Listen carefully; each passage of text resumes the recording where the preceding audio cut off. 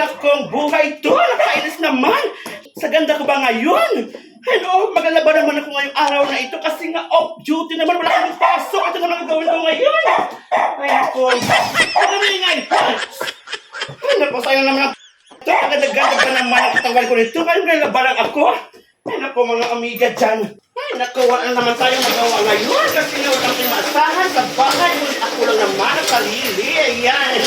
Ngayon tayo ay magiging ng tubig sa puso na ito. Mga amiga, nakatama talaga. Kasi nakataba ka naman yung mga labahan ko.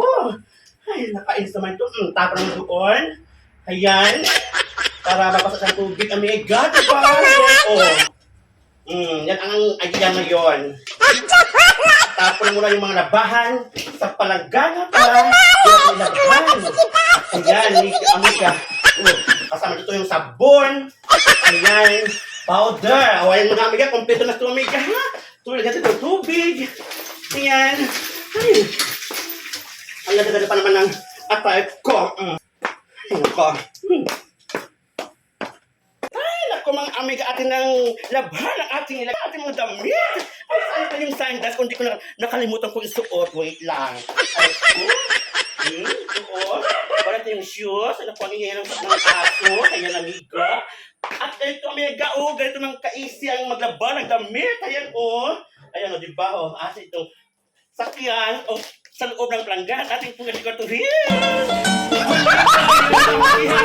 Oh my God! Hindi mapulit. Ang taga-mapulit. Amiga, yan. Ganito na naisang laban ng damit.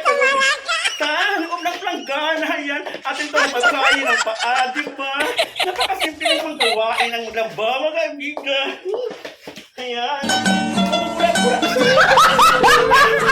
Oh my God! Wow! Ayan. Ayan, amiga, diba? Ang maglaba ay di, pero kasi nga katawan mo ay nababasa. Ayan, ganito lang amiga, kuya na ng paa mo. At ito, tapos na rin ng mga amiga, makuha na rito ang dumi. Ayan, ito kayo ng bagong uso sa paglalaba.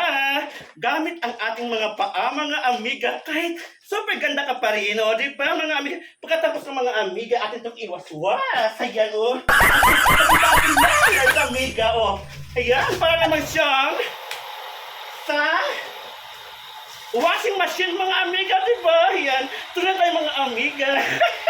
Ayan, mga amiga, pagkatapos mong ilagay dito sa gilid ng puso nito ang ating mga labahan. Pwede ka rin maligo, mga amiga, dito. Wow, di ba?